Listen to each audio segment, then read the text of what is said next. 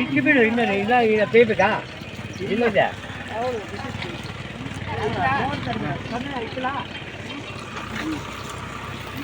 ಹಾಂ ಇಟ್ಕ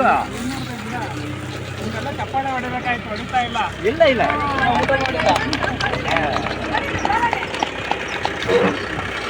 ಊಟ ಮಾಡಿದೆ ಅದಕ್ಕೆ ಚಪ್ಪಾಳೆ ಬರ್ತಾ ಇಲ್ಲ ಆ ಬಗ್ಗೆ ಬಂದಿಲ್ಲ ಹೇಳಿ ಬಾಯಮ್ಮ ಅವಾಗ ನೋಡ್ಬೇಕಮ್ಮ ನೀನು ಗಿಡ ಚೆನ್ನಾಗಿ ಬೆಳೀತಾ ಇಲ್ಲ ಇಲ್ಲ ಅಂತ ಈ ಕಡೆ ಬಂದಾಗ ನೀನು ನೋಡ್ಕೊಂಡು ಹೋಗ್ಬೇಕು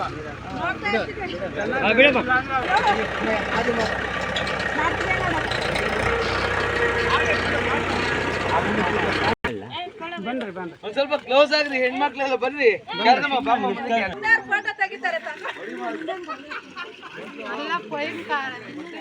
ಬರ್ರಿ చూడు దక్షిణమక్క ఫోటోనంట ಈ ಕಡೆ ಮೇಡಮ್ ನವ್ರು ಈ ಕಡೆ ನೋಡಿ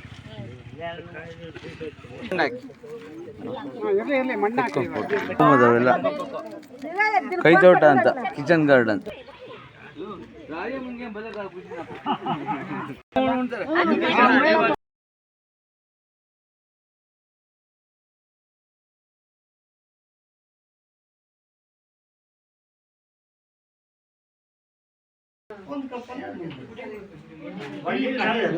ಸ್ವಲ್ಪ ಹೊತ್ತು ಕಹೀತದೆ ಆ ಕಹಿಯನ್ನು ಆಕ್ಟಿವೇಟ್ ಮಾಡಿ ಅದೇನಾಗುತ್ತೆ ಆ ಒಂದು ಥೈರಾಯ್ಡ್ ಮುಂದೆ ಬರಲ್ಲ, ನಿಮಗೆ ರಕ್ತ ಜಾಸ್ತಿ ಆಗುತ್ತೆ. ನೀವು 5 ವಾರ ಕುಡಿರಿ ಭಾನುವಾರ.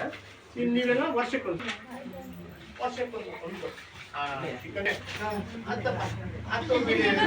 ಇಷ್ಟೇ ಆ ಒಂದು ಕಷ್ಟ ಯಾರಾಗ ಬಂತ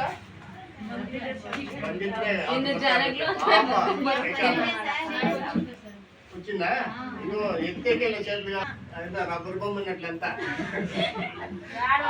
అదే ఆ స్థಿತಿ ಭಾರಿ ಕಷ್ಟ. ಆದ್ರಿಂದ ದಯವಿಟ್ಟು ಒಂದೊಂದು ವರ್ಷಕ್ಕೆ ಒಂದು ಕಪ್ ಕುಡಿ ಸಾಕು.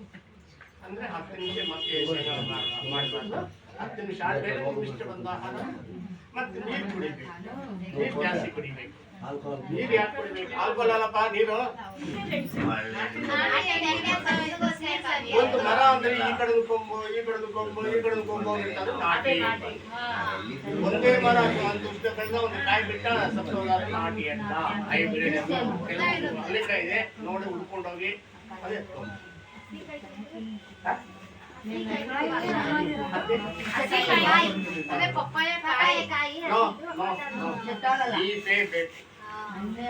ಯಾಕೆ ಅನ್ನಾಗಿ ಇಲ್ಲ ನೀಪೇ ಬೇಕು. ಕೆಲವರು ಗಂಡಸ ಏನ್ ಮಾಡ್ತಾರೆ ಅಂದ್ರೆ ಹಿಂಗ್ ಕಟ್ ಮಾಡಿ ಹಾಕಿ ತಿನ್ಬಿಡ್ತಾರೆ ಅಲ್ಲ. ಸ್ವಲ್ಪ ಎಣ್ಣೆ ಹಾಕ್ಬಿಟ್ಟು ದಯವಿಟ್ಟು ತಿನ್ಬೇಡ್ರಿ. ಇದು ಅಸಿಡಿಕ್ ಇದು ಅಸಿಡಿಕ್ ಜಾಸ್ತಿ ಇರ್ತದೆ. ಇದನ್ನ ಡೈಲ್ಯೂಟ್ ಮಾಡಿ ಆಲ್ಕಲಿನ್ ಮಾಡ್ಕೋಬೇಕು. ಆಲ್ಕಲಿನ್ ಅಂದ್ರೆ ಒಂದು ನಿಂಬೆ ಕಟ್ ಮಾಡಿ ಈಗ ರಸವ ಹಿಂಡಿಕೊಂಡು ಅದಕ್ಕೆ 2 ಗ್ಲಾಸು ಅದು ಜಾಸ್ತಿ ನೀರಬಾರ್ದು. ಆಗ ಸೇವನೆ ಮಾಡಿದಾಗ ನಿಮ್ಮ ಬಾಡಿಯನ್ನು ತಂಪು ಮಾಡುತ್ತೆ. ಅನೇಕ ಕಾಯಿಲೆ ಹೋಗ್ತದೆ.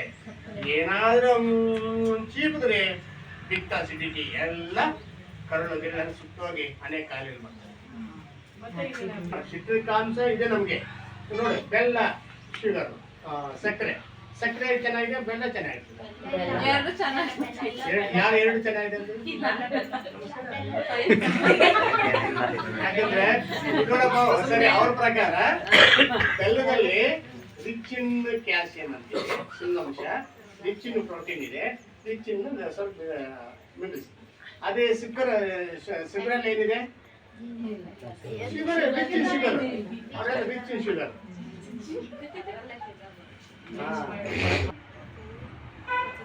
ಯಾರು ಶುಗರ್ ತಿಂತಾರೋ ಟ್ಯಾಬ್ಲೆಟ್ ನುಂಗದಂಗೆ. ಟ್ಯಾಬ್ಲೆಟ್ ಶುಗರ್ 2 ಒಂದೇ. ಕಾರಣ ಆ ಕಪ್ಪುಗಿರುವ ಹಾಲನ್ನ ಬೆಳ್ಳಗೆ ಮಾಡ್ಬೇಕಂತೆ ಅನೇಕ ರಾಸಾಯನಿಕ ಹಾಕಿ ಹಾಕಿ ಹಾಕಿ ಹಾಕಿ ಹಾಕಿ ಹಾಕಿ ಅದು ಔಷಧಾಗಿ ಮಾರ್ಪಾಟಾಗುತ್ತೆ. ಆಗ ನಾವು ಶುಗರ್ ತಿಂದಾಗ ನಾವು ಔಷಧಿ ತಿಂದಂಗೆ. ಬೆಲ್ಲ ತಿಂದರೆ ಯಾವುದಿಲ್ಲ, ದೇಹಕ್ಕೆ ಗಟ್ಟಿ, ಮೂಳೆ ಗಟ್ಟಿ, ನಮ್ಗೆ ಬೇಕಾದ ಶಕ್ತಿ ಬೆಲ್ಲ ಸಿಗುತ್ತೆ.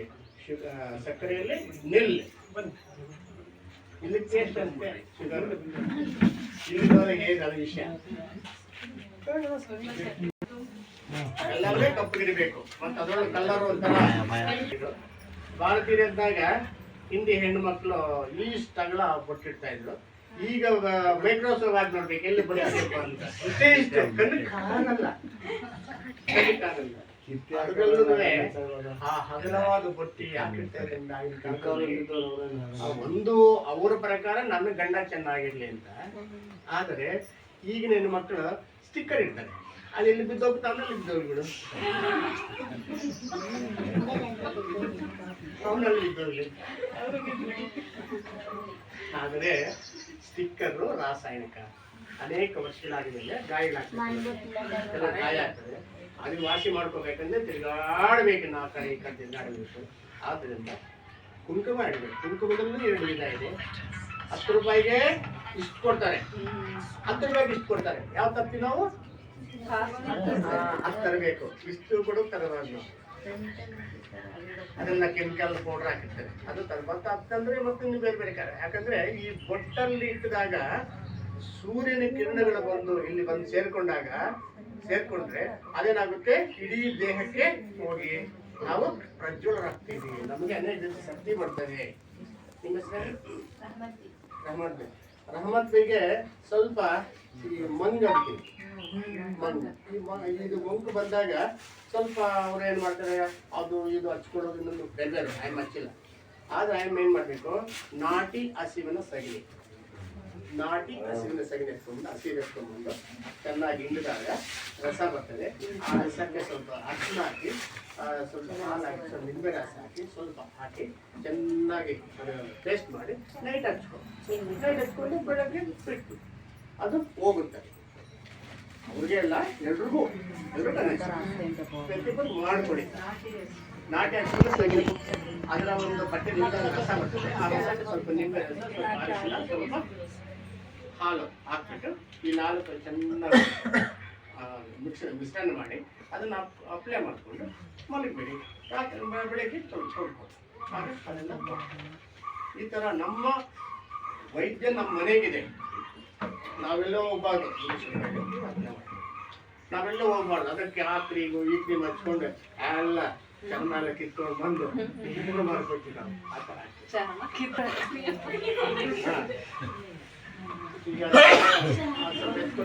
ಸಿಕ್ಕುವಂತಹ ಗಿಡ ಮರ ಬಳ್ಳಿಗಳಿಂದ ನಿಮ್ಮ ಕಾಯಿಲೆ ಯಾವ್ದಾದ್ರು ನೀವು ಕಳಿಸ್ಬೋದು.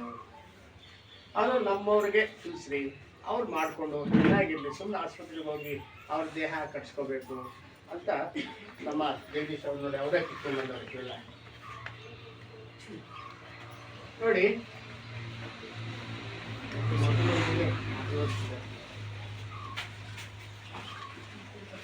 ಪ್ರತಿಯೊಬ್ಬರು ಮೊಣಕಾಲು. ಆದರೆ ನೀವು ಮೊಣಕಾಲು ಹೋಗ್ಬೇಕಂದ್ರೆ ಎಲೆಕ್ಟ್ರಿಕಲ್ ಮುಖ ಶುದ್ಧೀಕರಣ ಮಾಡಿದ್ರೆ ನೀರು ಕುಡಿಬಾರ್ದು. ಫಿಲ್ಟರ್ ನೀರು ಕುಡಿಬಾರ್ದು. ಯಾರಿಗೆ ಮೊಣಕಾಲು ಜಾಸ್ತಿ ಇದೆ ಚಾಲೆಂಜ್ ಮಾಡ್ತೀನಿ, 15 ದಿವಸ ಬಿಟ್ಬಿಟ್ಟು ಮೊಣಕಾಲು ಬೇಕು ಹೇಳಿ. ನೀವುಗಳು ರಜೆ 15 ದಿವಸ 15 ದಿವಸ ಬಿಟ್ಬಿಡಿ, ಆ ಮೊಣಕಾಲು ಹೋಗ್ತದೆ. ಈ ಕೋಳಿ ಇದೆಯಲ್ಲ, ಬಿಳಿ ಕೋಳಿ, ಅದು ಹೆಣ್ಣ ಗಂಡ ಎರಡಕ್ಕೂ ತಪ್ಪೈತೆ ಸರ್. ಅಂದ್ರೆ ಅಷ್ಟೇ, ನಾವು ತಿಂದವಲ್ಲ, ನಾವು ಅದು ಇಲ್ಲ ಇದು ಇಲ್ಲ. ಕೋಜ ಅಂತೀವಿ ಆ ಕೋಳಿನ. ಕಾರಣ ಅವನೇನೋ ಚಿಕ್ಕ ವಯಸ್ಸಲ್ಲೇ ವ್ಯಾಕ್ಸಿನೇಷನ್ ಕೊಡ್ತಾನೆ, ಸ್ವಲ್ಪ ದೊಡ್ಡಾದ್ಮೇಲೆ ಆಹಾರದಲ್ಲಿ ಆಂಟಿಬಯೋಟಿಕ್ ಕೊಡ್ತಾನೆ, ಮತ್ತೆ ಇಂಜೆಕ್ಟ್ ಮಾಡ್ತಾನೆ. 3 ಸತಿ ಆಂಟಿಬಯೋಟಿಕ್, ದೇಹ ಎಲ್ಲ ಫುಲ್ ಆಂಟಿಬಯೋಟಿಕ್. ಅವ್ರ ಡ್ಯೂಟಿ ಏನು, ತಿನ್ನುವುದು ದೇಹ ಬೆಳೆಸ್ಕೊಳ್ಳೋದು, ತಿನ್ನುವುದೇ ದೇಹ ಬೆಳೆಸ್ಬಿಟ್ರೆ ಏನು ಗೊತ್ತಿಲ್ಲ. 3 ತಿಂಗಳಿಗೆ 3-4 kg ಆಗ್ತದೆ. ಅದೇ ನಮ್ಮ ನಾಟಿ ಕೋಳಿ 3 ತಿಂಗಳಿಗೆ 100 ಗ್ರಾಮ್ ಇರ್ತದೆ. ಅಂತೆಲ್ಲದಲ್ಲೆಲ್ಲ ಹಾಕ್ಸ್ಕೊಂಡು ಇಷ್ಟೇ ಇರ್ತದೆ. ಆದರೆ ಈ ನಾಟಿ ಕೋಳಿಗಿಲ್ಲ, ಎಲ್ಲ ಅಂಶಗಳು ನಮ್ಗೆ ಸಿಗ್ತದೆ. ಆ ಕೋಳಿ ತಿಂದ್ರೆ ಎಲ್ಲ ಅಂಶಗಳು ಹೋಗ್ತದೆ, ಇರುವುದೆಲ್ಲ ಹೋಗ್ತದೆ. ನೀರು ಅದು 2 ಒಂದಿಲ್ಲ. ಆದ್ದರಿಂದ ನಲ್ಲಿಯಲ್ಲಿ ನೀರು ಬರೋ ನೀರನ್ನೇ ಕಾಯಿಸ್ಕೊಂಡು ಕುಡೀರಿ, ಇಲ್ಲ ಹಂಗೆ ಶುದ್ಧ ಮಾಡ್ಕೊಂಡು ಕುಡೀರಿ, ತೊಂದರೆ ಇಲ್ಲ. ಫಿಲ್ಟರ್ ನೀರು ಕುಡಿದ್ರೆ ಮಗನ ಮೊಣಕಾಲು ನೋವು ಹೋಗಲ್ಲ. ಆಕಸ್ಮಿಕ ಇದ್ರೆ ಇದು ಎಕ್ಕದ ಒಂದು ಎಲೆನ, ಇದು ಸ್ವಲ್ಪ ಎಕ್ಕದ ಎಲೆನ ನೀವು ಒಂದು 10-15 ಕಿತ್ಕೊಂಡು ಹೋಗಿ ಸ್ವಲ್ಪ ಎಲ್ಲ ಕ್ಲೀನ್ ಮಾಡಿ ಒಣಗಿದ ಮೇಲೆ ಅದಕ್ಕೆ ಸ್ವಲ್ಪ ಹರಳೆಣ್ಣೆ ಹಾಕಿ ಹೆಂಚು ಮೇಲೆ ಹಾಕಿ ಶಾಖ ಬರುತ್ತೆ. ನೀವೆಷ್ಟು ಶಾಖ ತಡಿತೀರೋ ಅಷ್ಟು ಶಾಖವನ್ನು ಮೊಣಕಾಲಿಗೆ ಕೀಲಿಗೆಲ್ಲ ಇಟ್ಕೊಳ್ಳಿ. ಮತ್ತೆ ರಾತ್ರಿ ಮಲಗುವಾಗ 1-2 ಎಲೆನ ಪಾದಕ್ಕೆ ಕಟ್ಕೊಂಡು ಮಲಗಿ. ಹಾಗೇನಾಗುತ್ತೆ, ಮುಂದೆ ನಿಮ್ಮ BP ಬರಲ್ಲ, ಶುಗರ್ ಬರಲ್ಲ, ಮತ್ತೆ ಮೊಣಕಾಲು ಸಹ ಹೋಗುತ್ತೆ. ಎಕ್ಕದ ಒಂದು ಎಲೆಯಿಂದ ಇದು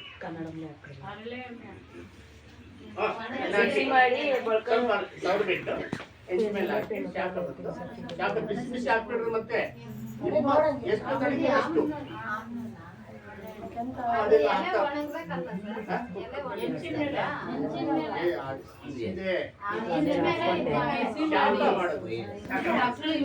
ಈ ತರ ಮಾಡ್ತಾ ಬಂದ್ರೆ ಮೊಣಕಾಲು ನೋವು ಹೋಗುತ್ತೆ.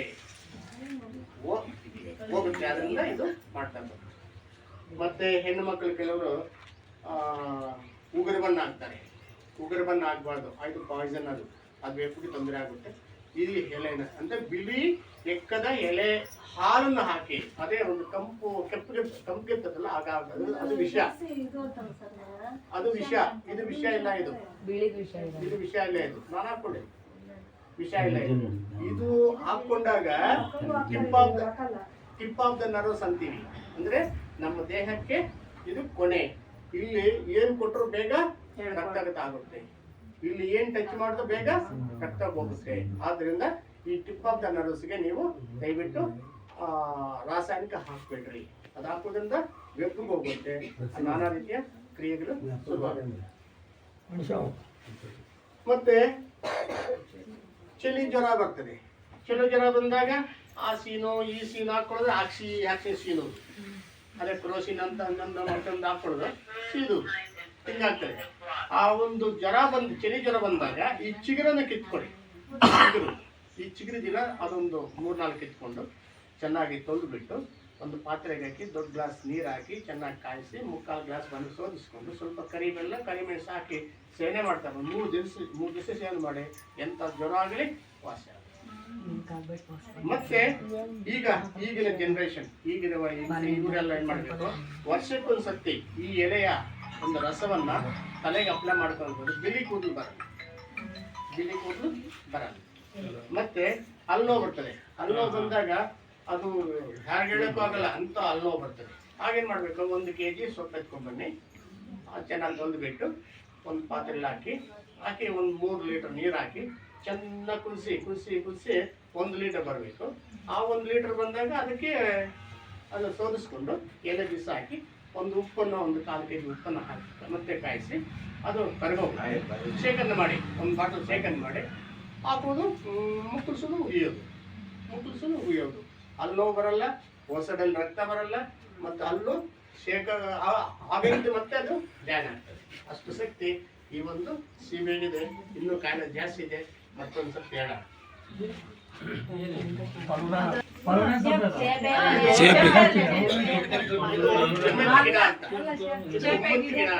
ಉಮ್ಮೆತ್ತಿ ಗಿಡ ಅಂದ್ರೆ ಇದು ನೋವು ನಿವಾರಕ. ಇದು ಈ ಒಂದು ಎಲೆನ ಒಂದಷ್ಟು ಶೇಖರಣೆ ಮಾಡಿ, ಗೊತ್ತಲ್ಲ ಕಾಯಿ,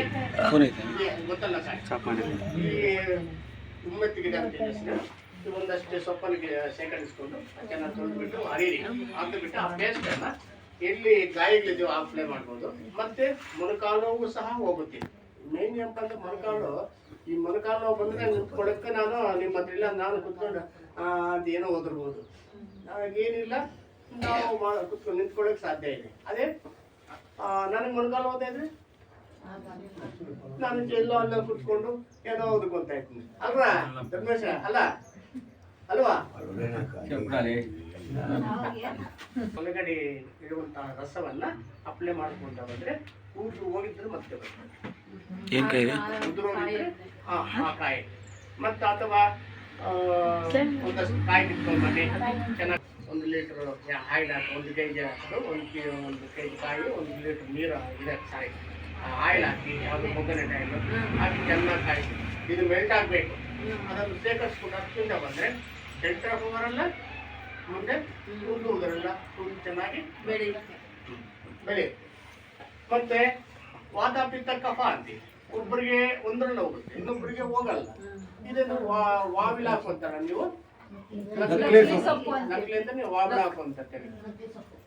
ಈ ಮೊಣಕಾಲು ನೋವು ಬರ್ತದೆ, ಮೊಣಕಾಲು ನೋವು ಬಂದಾಗ ಈ ಕೀಲು ನೋವೆಲ್ಲ ಬರ್ತದೆ.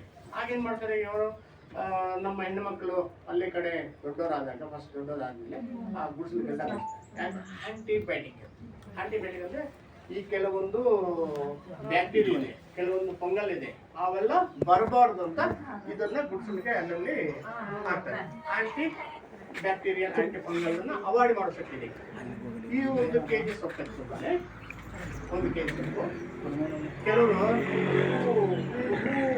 ಉಪ್ಪು ಅಂತಾರೆ, ಕಫ ಅಂದ್ರೆ ಬರಲ್ಲ, ಕೆಮ್ಮುದು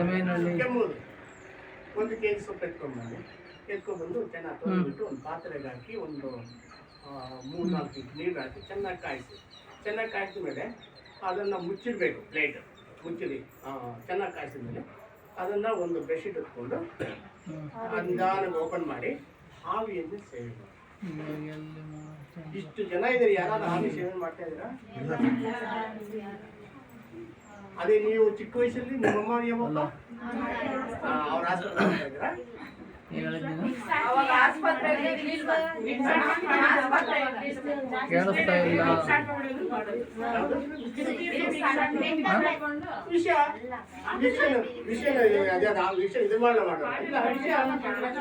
ಅವಾಗೆಲ್ಲ ಹೇಳೋದು ಬಿಡಿಲ್ಲ ಸಮಯ. ಬರೀ ಅಲ್ಲೇನಾಗೆ ಬೆಳೆಸಿರೋದು ಮಕ್ಕಳನ್ನ, ನಮ್ಮ ಪ್ರಾಣವಾಯು ಚೆನ್ನಾಗಿರ್ಬೇಕಂದ್ರೆ ವಾಯು ಚೆನ್ನಾಗಿ ಅಲ್ಲೇನಾಗೆ ಬೆಳೆಸಿರೋದು ಮಕ್ಕಳನ್ನ. ರಾಸಾಯನಿಕ ಕಡಿಮೆ ಮಾಡ್ಬೇಕು, ಅಲ್ಲೇನಾಗೆ ಬೆಳೆಸಿರೋದು ಆದ್ರಿಂದ ನೋಡಿ, ಈ ನಮ್ಮ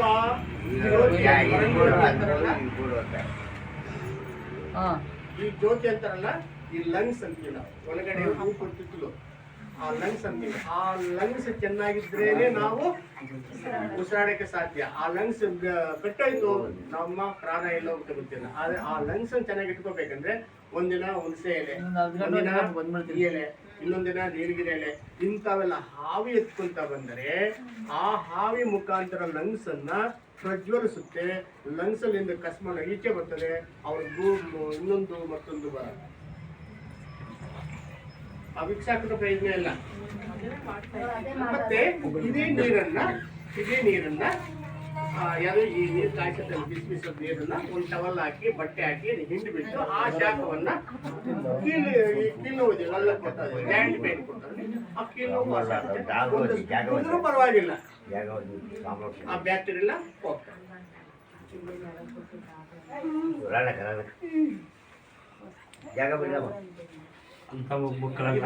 ಮೆಹಂದಿ ಇರ್ತಾರೆ, ಗೋರಂಟ ಹಾಕ್ತಾರೆ. ಇದು ಅಷ್ಟೇ ಆಂಟಿಬಯೋಟಿಕ್. ಇದು ನಮ್ಮ ಹೆಣ್ಮಕ್ಳು ಗರ್ಭದಲ್ಲಿ ನಾನಾ ರೀತಿಯ ಕಷ್ಟಗಳು ಇದ್ದಾಗ ಒಂದು ಸೊಪ್ಪನ್ನು ಶೇಖರಿಸಿಕೊಂಡು ಚೆನ್ನಾಗಿ ತೊಳೆದ್ಬಿಟ್ಟು ಪಾತ್ರೆ ಹಾಕಿ ನೀರು ಹಾಕಿ ಚೆನ್ನಾಗಿ ಕಾಯಿಸಿ ಅದನ್ನು ಸೇವನೆ ಮಾಡ್ತಾ ಬಂದ್ರೆ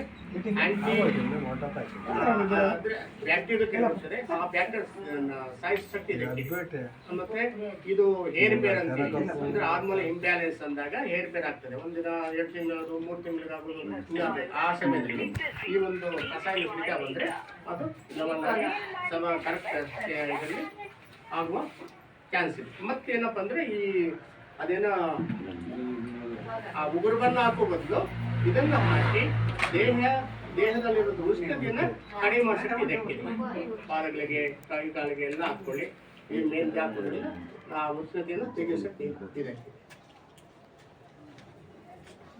ಒಂದು ಊರು ಅಂದಾಗ 2 ಮರ ಇರ್ತದೆ. ಯಾವ್ದಿದು? ನಾವು ಪೈಕಾಸ್ ರಿಲಿಜಿಯೋಸ ಅಂತೀವಿ, ಅರಳಿ ಮರ ಅಂತೀವಿ. ಊರಂದ್ಮೇಲೆ ಏನಪ್ಪ ಅಂದ್ರೆ ಈಗ ಅದೇ ಅರಳಿ ಮರ, ಒಂದು ಬೇವಿನ ಮರ ಇಸ್ಪೆಟ್ ಆಡಕ್ಕೆ ಮತ್ತು ನಕ್ಕ ಮುಟ್ಟಿ ಆಡಕ್ಕೆ ಮತ್ತೆ ಹುಣಸೆ ಬೀಜ ಆಡಕ್ಕೆ ಅದಕ್ಕೆ ಯಾರೋ ಯಾವುದೋ ಒಂದು ಜ್ಞಾಪಕ ಹೋದ್ರೆ ಮಾತ್ರ ಇದು ಪೂಜೆ ಮಾಡ್ತಾರೆ, ಇಲ್ಲಾಂದ್ರೆ ಅಷ್ಟೇ ಅದಕ್ಕೆ ಜ್ಞಾಪಕ ಬರ್ಬೇಕು ಅವ್ರಿಗೆ. ನೋಡಿ, ಇದು ಪೈಕಾಸ ನಿರ್ಜೀವಸ ಅಂತೀವಿ. ಶುದ್ಧವಾದ ಗಾಳಿಯನ್ನ ಶುದ್ಧವಾದ ಗಾಳಿ, ಆ ಗಾಳಿ ಸೇವನೆ ಮಾಡೋದಕ್ಕೆ ಅನೇಕ ರೀತಿಯ ಒಳ್ಳೇದಾಗುತ್ತೆ. ಈ ಒಂದು ಸೊಪ್ಪನ್ನ ನೋಡಿ, ಬೇಕಾದ್ರೆ ಈಗ ಇನ್ನೊಂದು ನೆಕ್ಸ್ಟ್ ಮಂತ್ ಬರೋ ತಿಂಗಳು ಬೇಸಿಗೆ ಬರ್ತದೆ. ಆ ಬೇಸಿಗೆಯಲ್ಲಿ ಎಲ್ಲ ಎಲೆನೇ ಸುಮ್ಮನೆ ಇರ್ತದೆ, ಒಂದು ಮಾತ್ರ ನಟ್ಕೊಂತ ಇರ್ತದೆ. ನೋಡಿದ್ರ, ಒಂದು ಮಾತ್ರ ಶೇಕಾಗ್ತದೆ. ಅಂದ್ರೆ ಹಾರ್ಟ್, ನಮ್ಮ ಹೃದಯಕ್ಕೆ ಏನಾದ್ರು ತೊಂದರೆ ಆದಾಗ ಇದರ ಒಂದು ಎಲೆನ ಜ್ಯೂಸ್ ಆದ ಕುಡಿಬೋದು, ಅಥವಾ ಈ 4-5 ಎಲೆನ ಶೇಖರಿಸಿ ಚೆನ್ನಾಗಿ ತೊಳೆದು ಬಿಟ್ಟು ಒಂದು ತಾಮ್ರದ ಚೆಂಬಲ್ಲಿ ಹಾಕಿ ನೈಟೆಲ್ಲ ಬಿಟ್ಬಿಟ್ಟು ಬೆಳಗ್ಗೆ ಸೇವನೆ ಮಾಡ್ತಾ ಬಂದರೆ ಹಾರ್ಟಲ್ಲಿರುವಂತಹ ಕಸ್ಮಲ ತೆಗೆಯೋ ಶಕ್ತಿ ಇದಕ್ಕಿದೆ. ಇದು ಚಕ್ಕೆಯಲ್ಲಿ ಹೆಣ್ಮಕ್ಳಿಗೆ ಕೊಡ್ತೀವಿ. ಇದು ಬೇರಲ್ಲಿ ಇನ್ನು ಒಂದು ಹಿಂದೆ ಏನು ಮಾಡ್ತಾಯಿದ್ರು, ಮಕ್ಕಳಾಗಿಲ್ಲ, ಮದುವೆ ಆಗಿ ಒಂದು 2-3 ವರ್ಷ ಮಕ್ಕಳಾಗಿಲ್ಲ ಅಂದರೆ ಹೆಣ್ಣು ಗಂಡು ಇಬ್ಬರು 4 ಗಂಟೆಗೆ ಎಬ್ಬಿಸ್ಬಿಟ್ಟು ಅವ್ರನ್ನ ಆಟಕ್ಕೆ ಬಿಡ್ತಾಯಿದ್ರು. ಕಾರಣ ಆ ಒಂದು ಬೇರಲ್ಲಿ 4 ಗಂಟೆ, ಬೆಳಗಿನ ಜಾವ 4 ಗಂಟೆಯಲ್ಲಿ ಮಾತ್ರ ಬೇರು ಮುಖಾಂತರ ಆ ಗ್ಲ್ಯಾನ್ಸ್, ಸೆಕ್ಸ್ ಗ್ಲ್ಯಾನ್ಸ್ ಅಂತ ಉತ್ಪತ್ತಿ ಆಗ್ತದೆ. ಆ ಇಬ್ಬರು ಸೇವನೆ ಮಾಡಿದಾಗ ಆಗ ಅವರಲ್ಲಿ ಮಾರ್ಪಾಟಾಗಿ ಮಕ್ಕಳಾಗ್ತಾ ಇತ್ತು. ಈಗೇನಿಲ್ಲ, ಆಸ್ಪತ್ರೆ ಸುತ್ತಾಡೋದು, ಮಗು ಬೇಕಂದ್ರೆ ಆಸ್ಪತ್ರೆ ಆಗ್ತಾ ಇದೆ. ಆದ್ದರಿಂದ ಈ ವೃಕ್ಷದ ಒಂದು ಬೇರಿಂದ ಅವ್ರಿಗೆ ಅನೇಕ ರೀತಿಯ ಟ್ರೀಟ್ಮೆಂಟನ್ನು ಕೊಡ್ಲಿಕ್ಕೆ ಸಾಧ್ಯ. ಇದು ನಮಗೆ ಪ್ರತಿಯೊಬ್ಬರಿಗೂ ಬೇಕಾದಂತಹ ಎಲೆ. ಮತ್ತೆ ಸ್ವಲ್ಪ ಅಪ್ಪಿತಪ್ಪಿ ನನಗೆ ಯಾರು ಹೇಳ್ತಾರೆ, ಶುಗರ್ ಜಾಸ್ತಿ ಆಗಿದೆ ನಿನಗೆ ಅಂತ. ಆ ಶುಗರ್ ಜಾಸ್ತಿ ಏನು ಮಾಡ್ತೀವಿ, ಓಡೋಗಿ ಆ ಟ್ಯಾಬ್ಲೆಟ್ ನುಂಗೋಕೆ ಹೋಗ್ಬೇಡ್ರಿ. ಎಲ್ಲ ಕಡೆ ಮಾವಿನ ಎಲೆ ಸಿಗ್ತದೆ. ಒಂದಿಷ್ಟು ಮಾವಿನ ಎಲೆ ಸೇಕರಿಸ್ಕೊಂಡು ಚೆನ್ನಾಗಿ ತೊಳೆದು ಬಿಟ್ಟು ಒಂದು ಚೆಂಬಲ್ಲಿ ಹಾಕಿ ನೀರು ಹಾಕಿ ಮುಚ್ಚಿ ಬಿಟ್ಬಿಡಿ. ಬಿಟ್ಟು ಬೆಳಗ್ಗೆ ಎದ್ದು ಈ ಎಲೆನ ಬಿಸಾಕಿ ಆ ನೀರನ್ನು ಕುಡಿದು ಸ್ವಲ್ಪ ವಾಕ್ ಮಾಡಿ. ವಾಕನ್ನು ನಾವು ಜಮೀನು ಕಡೆ ಹೋದರೆ ಅದೇ ವಾಕು. ನಾವೇನು ಅದಕ್ಕೇನು ಸಿಟಿಯಲ್ಲಿಲ್ಲ, ನಾವು ವಾಕ್ ಹೋಗಕ್ಕೆ ಜಮೀನು ಮತ್ತು ಕುರಿ ಮೇಕೆ ಇದೆಯಲ್ಲ ನೋಡಿಕೊಂಡು ಅದೇ ವಾಕ್ ನಮ್ಮದು. ಆಯ್ತು, ಈ ಥರ ಮಾಡ್ತಾ ಬಂದರೆ ಅತಿ ಹೆಚ್ಚು ನೀರು ಕುಡಿಬೇಕು. ಕಾರಣ ನಮ್ಮ ದೇಹದಲ್ಲಿ 75% ನೀರಿದೆ. ಈ ನೀರು ಯಾವತ್ತೂ ಪೋಲಾಗಬಾರ್ದು. ಈ ನೀರು ಪೋಲಾಯಿತು, ಒಂದು ಗ್ರಹ ಅಂದರೆ ನಮ್ಮ ಸುತ್ತಲೂ ಭೂತಗಳು, ದೆವ್ಗಳು ಸುತ್ತಾಡ್ತಾ ಇದೆ. ಆ ಭೂತ ದೆವ್ವ ಸುತ್ತಾಡ್ತಾ ಇದ್ದಾಗ ಒಂದು ಡಿಫಿಷಿಯನ್ಸಿ ಆದಾಗ ಒಂದು ದೆವ್ವ ಸೇರ್ಕೊತಾರೆ. ಅದನ್ನು ಬಿಡಿಸ್ಲಿಕ್ಕೆ ಯಾವುದು ನಿಂಬೆನಲ್ಲಿ ಹೋಗುತ್ತೆ, ಕೆಲವುದರಲ್ಲಿ ದೇವ್ರ ಹತ್ರ ಹೋಗ್ತದೆ. ಅದು ದೇವ್ರ ಹತ್ರ ಏನು ಕೊಡ್ತಾರೆ, ನಿಂಬೆನೇ ಕೊಡ್ತಾರೆ ಅವರು, ನಿಂಬೆನು. ಈ ಥರ ಆಗುತ್ತೆ. ಆದ್ದರಿಂದ ನಮಗೆ ಆ ಡಿಫಿಷಿಯನ್ಸಿ ಬರಬಾರ್ದು. ಆ ಒಂದು ನ್ಯೂನತೆ ಬಂದಾಗ ನಮ್ಗೆ ಅನೇಕ ಕಾಯಿಲೆಗಳು ಬರ್ತದೆ. ಅದರಿಂದ ಸ್ವಲ್ಪ ಅದನ್ನು ತಡೆದು ನಾವು ನಮ್ಮ ಒಂದು ಪ್ರಕೃತಿಯಿಂದ ಗಿಡ ಮರ ಬಳ್ಳಿಗಳಿಂದ ನಾವು ಕಾಯಿಲೆಗಳನ್ನು ಓಡಿಸ್ಬೋದು. ನಾವು ಮತ್ತೆ ಈ ಹಬ್ಬಗಳು ಬಂದಾಗ ಯಾವ ಹಬ್ಬ, ಈಗ ನೆಕ್ಸ್ಟ್ ಯುಗಾದಿ ಬರ್ತದೆ. ಯುಗಾದಿ ಬಂದಾಗ ಒಳ್ಳೆ ಮಾವಿನ ಎಲೆಯನ್ನ ಅದು ಚೆನ್ನಾಗಿ ತೊಳೆದು ಬಿಟ್ಟು ತೋರಣ ಕಟ್ತಾರೆ.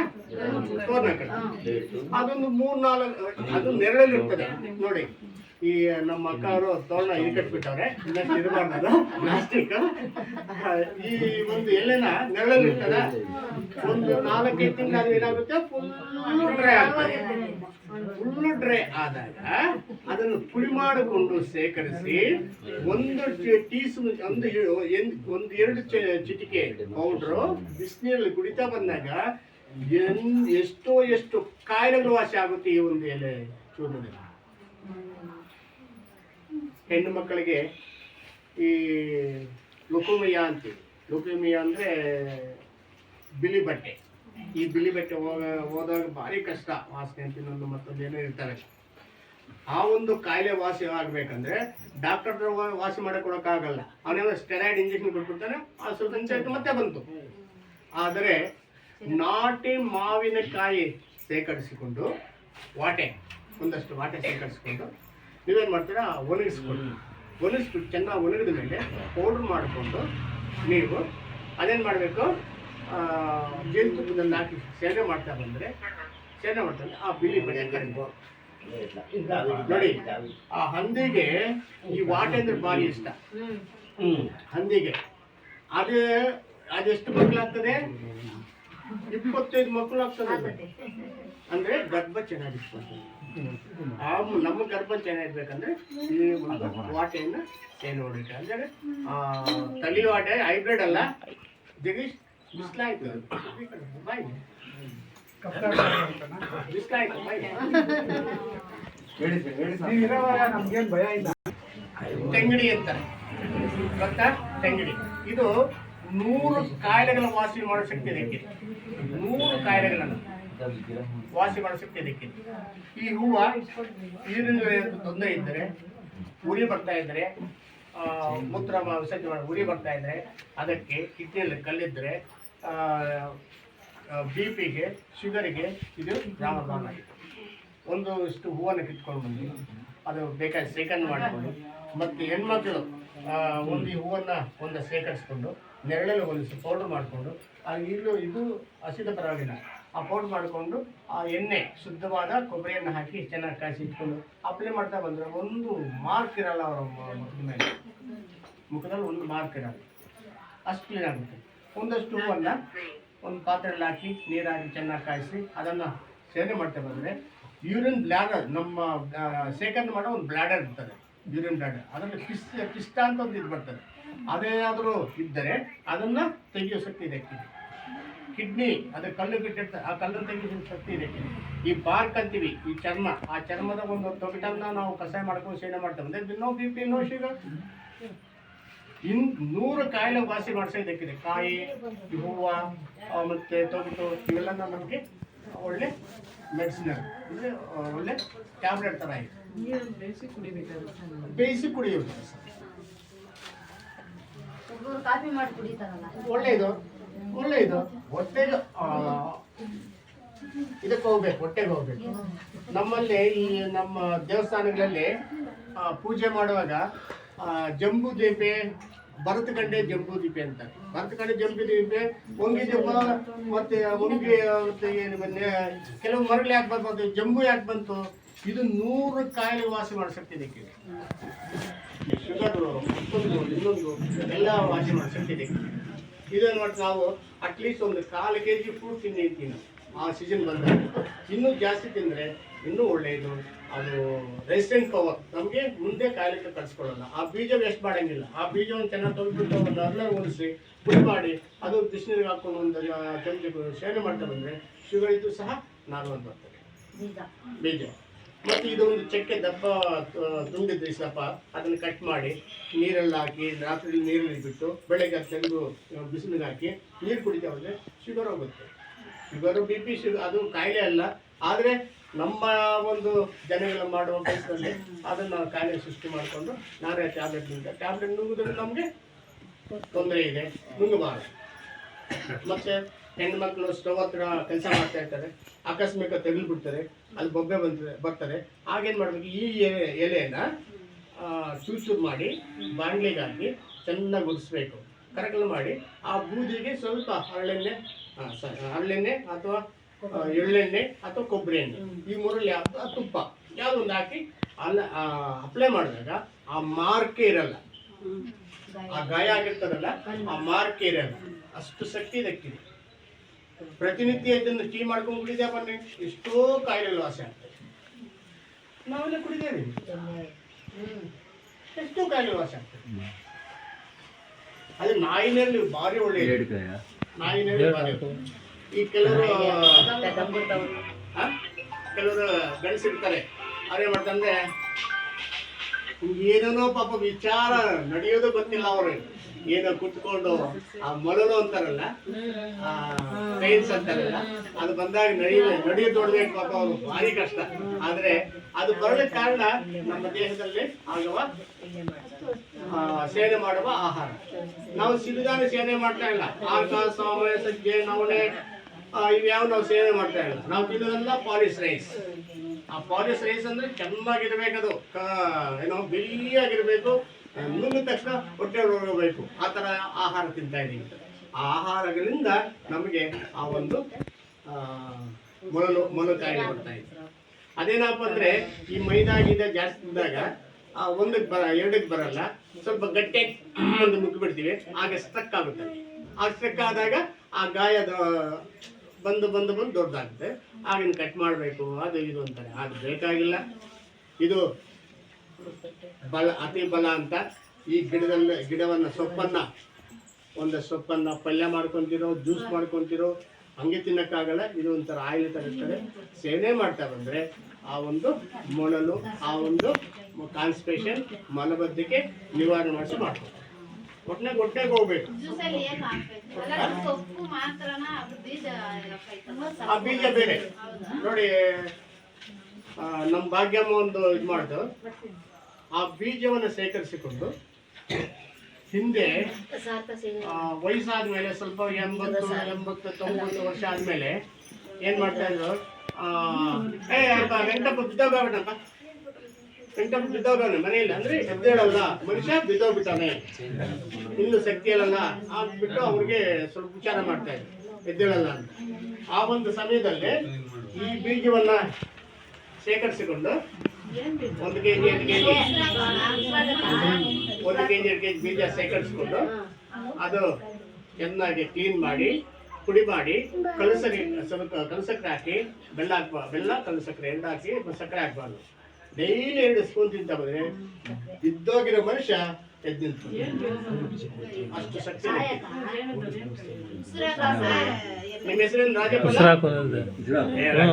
ನಿಮ್ಮ ಹೆಸರೇ? ತಿಮ್ಮಯ್ಯ ಅಷ್ಟೇ. ಈ ಬೇರೊಂದು ಕೆಜಿ, ಈ ಬೇರೊಂದು ಕೆಜಿ, ಎಳ್ಳೆಣ್ಣೆ 1 ಕೆಜಿ. ಈ ಬೇರನ್ನು ಸ್ವಲ್ಪ ಸಣ್ಣ ಸಣ್ಣ ಕತ್ತರಿಸಿ ಒಂದು ಬಾಣಲೆಗೆ ಹಾಕಿ ಚೆನ್ನಾಗಿ ಕಾಯಿಸಿ ಆ ಬೇರನ್ನ ಮೆಲ್ಟ್ ಆದ್ಮೇಲೆ ಆ ಆಯಿಲ್ ಅನ್ನು ಅವ್ರು ಹಚ್ಕೊತಾ ಬಂದ್ರೆ ನೋವಿರಲ್ಲ, ಅವ್ರಿಗೆ ಆಪರೇಷನ್ ಬೇಕಾಗಿಲ್ಲ, ಬೇಗ ವಾಸಿ ಆಗ್ತದೆ.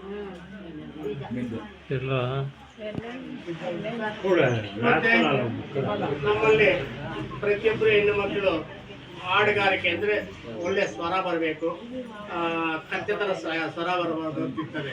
ಅಲ್ಲ, ಒಳ್ಳೆ ಸ್ವರ ಬರಲಿಲ್ಲ. ಆಗ ಚಿಗುರು, ಇದು ಚಿಗುರು ಅಲ್ಲ, ಸ್ವಲ್ಪ ಚಿಗುರುದಿಲ್ಲ.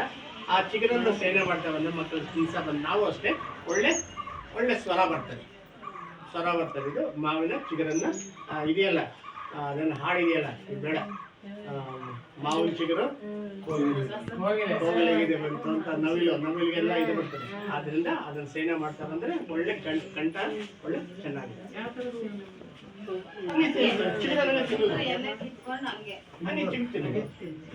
ಒಬ್ಬರೊಬ್ಬರು ಸ್ವಲ್ಪ ಖಾರ ಎಲ್ಲ ಇರ್ತದೆ. ಇದು ಮಂದಾರ ಪುಷ್ಪ ಅಂತೀವಿ. ಮಂದಾರ ಪುಷ್ಪ ಅಂದ್ರೆ ದಾಸವಾಳ. ಬಿಳಿ ದಾಸವಾಳ ಸಿಕ್ಬಿಟ್ರೆ ಇದು ಗೈನಿಸಮ್ ಅಂತ ಗಂಡ್ಸ್. ಇವೆಲ್ಲ ಹೆಂಗಸರು. ಈ ಯಾರಿಗೆ ಬಿಳಿ ಬಟ್ಟೆ ಹೋಗ್ತಾ ಇದೆಯೋ ಬಿಳಿ ದಾಸವಾಳ ಹೂವನ್ನ ಈ ಪೆಟಲ್ ಮಾತ್ರ ತಿನ್ಬೇಕು ಅಷ್ಟೇ. ಖಾಲಿ ಹೊಟ್ಟು ತಿಂತ ಬಂದ್ರೆ ಬಿಳಿ ಬಟ್ಟೆ ಕಡಿಮೆ ಆಗುತ್ತೆ. ಹಂಗೆ ಬರ್ತಾ ಶಾಶ್ವತ ತಿನ್ಬಾರ್ದು. ಇದು ತಿನ್ಬಾರ್ದು, ಇದು ಗಂಡಸಿದು ತಿನ್ಬಾರ್ದು. ಮತ್ತೆ ನಮ್ಮಲ್ಲಿ ಕೂದಲು ದಾಸವಾಳ ಬಿಳಿ ನಮ್ಮಲ್ಲಿ ಕೂದಲು. ಸರ್, ಒಂದು ಡೌಟ್ ಅವ್ರಿಗೆ. ನೀವು ಅದು ಪರಾಗರ ಹೇಳ್ತಾ ಇದ್ದೀರಾ, ಪೋಲನ್ನ ಗಂಡಸು ಅಂತ ಹೇಳಿದೀನಿ. ಮೇಲೆ ಇರೋದು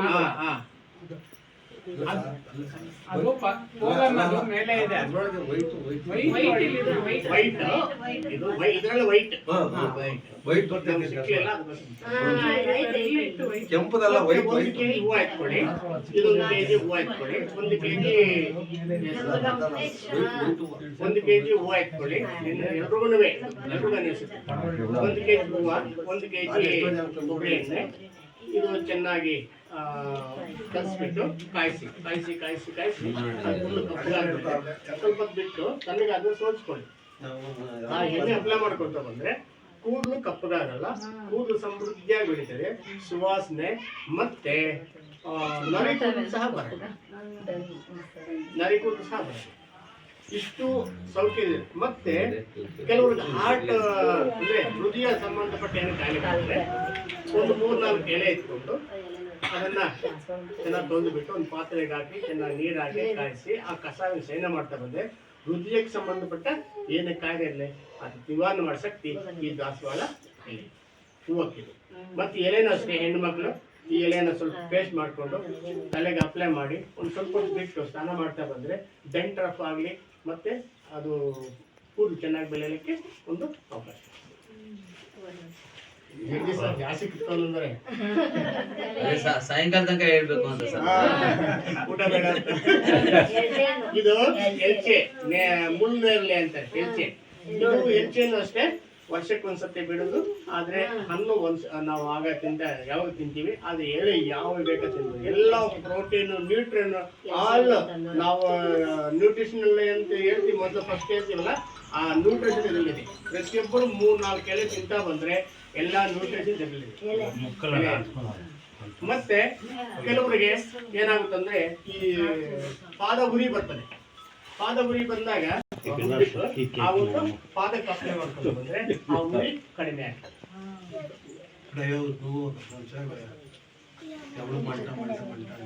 ಇದು ನಿಮ್ಮ ವೈದ್ಯ ಗೊತ್ತು. ಏನೋ ಸ್ವಲ್ಪ ಕೆಮ್ಮಲಿಗೆ ಬಂದಾಗ ಹಸಿರಿಗೆ ಸ್ವಲ್ಪ ಸುಣ್ಣ ಹಾಕ್ಬಿಟ್ಟು ಅದಕ್ಕೆ ಅಪ್ಲೈ ಮಾಡ್ತಾ ಇದ್ದಾರೆ. ಯಾಕಂದ್ರೆ ಸುಣ್ಣವನ್ನ ಈ ಒಂದು ತುಂಬೆ ರಸವನ್ನ ಸೇರಿದಾಗ ಅಲ್ಲಿ ಕ್ಷುಲ್ಲಕ ಗ್ರಂಥಿ ಅಂತೀವಲ್ಲ, ಆ ಗ್ರಂಥಿಯಲ್ಲಿರುವಂತಹ ಅಕಸ್ಮಾತ್ ಈಚೆ ತೆಗೆದು ಕೆಮ್ಮಲು ಕಡಿಮೆ ಆಡಿ ಈ ಕಿರುನಾಲಿಗೆಯನ್ನ ಸರಿಪಡಿಸ್ತಾ ಇತ್ತು. ಅಷ್ಟು ಶಕ್ತಿ ಬೇಕಿದೆ. ಆದ್ರೆ ಈ ಒಂದು ಸೊಪ್ಪನ್ನ ಪಲ್ಯ ಮಾಡ್ಕೊಂಡು ಸೇವನೆ ಮಾಡೋದ್ರಿಂದ ಕಿರುನಾಲಿಗೆ ಬರಲ್ಲ, ಕೆಮ್ಮಲು ಶಾಸ್ತ್ರ ಕಡಿಮೆ ಮಾಡೋ ಶಕ್ತಿ ಇದಕ್ಕಿದೆ. ಆಸ್ಮವನ್ನ ಕಡಿಮೆ ಮಾಡುತ್ತೆ ಇದು ತುಂಬೆ ಸೊಪ್ಪು. ಮತ್ತೆ ಕಣ್ಣಲ್ಲಿ ಏನೋ ತೊಂದರೆ ಇದ್ದಾಗ ಕಡಗ ಹಾಕೋದು ಬೇಕಾಗಿಲ್ಲ. ಈ ಹೂವನ್ನು ಒಂದಷ್ಟು ಕಲೆಕ್ಟ್ ಮಾಡಿಕೊಂಡು ಅದನ್ನ ನೀರಲ್ಲಿ ಹಾಕಿ ಬಿಟ್ಬಿಡಿ ಒಂದು ಫುಲ್ಲು ನೈಟ್. ಬೆಳಗ್ಗೆ ಆ ಎಲೆ ಅದನ್ನು ಹೂವನ್ನು ತೆಗೆದು ಬಿಸಾಕಿ ಹತ್ತಿಯಿಂದ ಅದನ್ನು ತಗೊಂಡು ಕಣ್ಣಿಗೆ ಹಾಕುತ್ತಾ ಬಂದ್ರೆ ಆ ಕಣ್ಣನ್ನು ಪರಿದು ಕಿತ್ತಾಗ ಶಕ್ತಿ ಇರ್ತದೆ.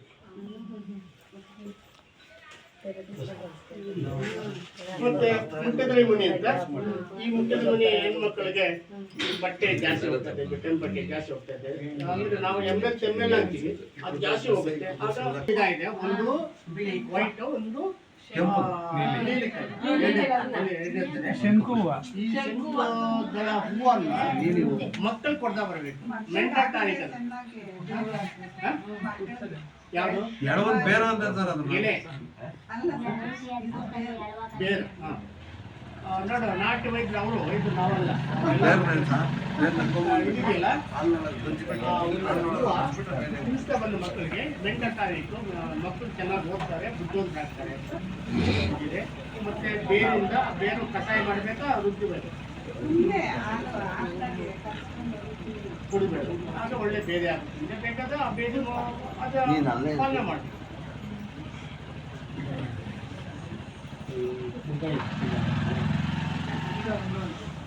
ಇದು ಯಾರು ಬೇಕಾದ್ರೂ ಯಾವತ್ತು ಬೇಕಾದ ತಿನ್ಬೋದು.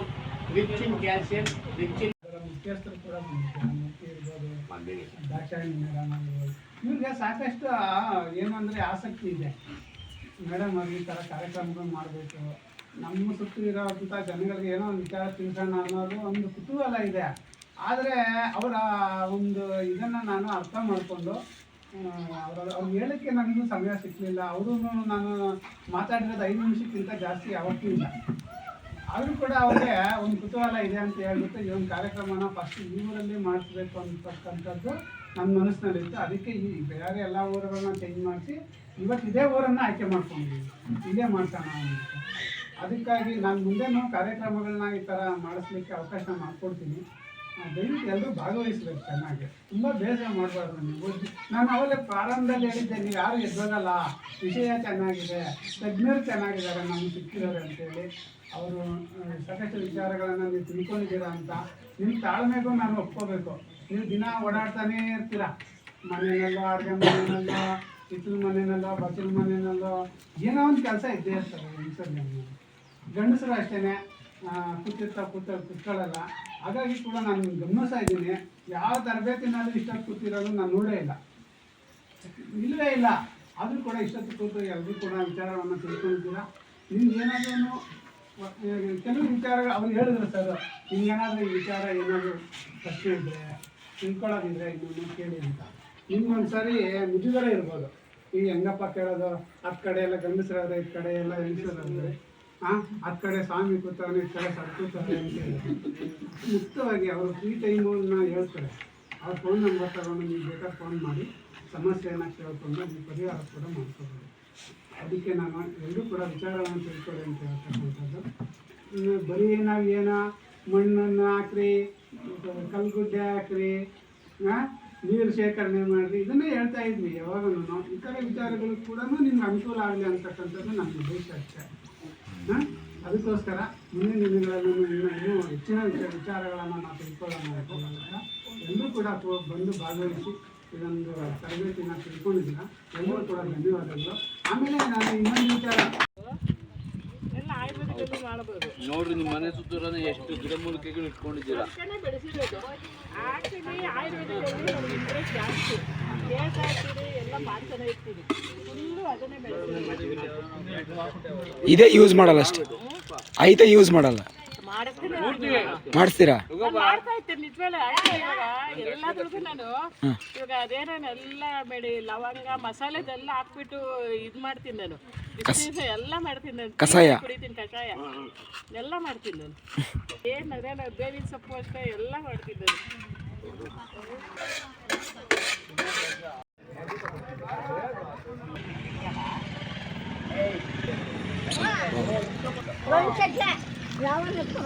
ಎಲ್ಲೂ ಸಾಲ ನಿಂತ್ಕೊಳ್ಳಿ, ಬೀಜ ಕೊಡ್ತಾರೆ.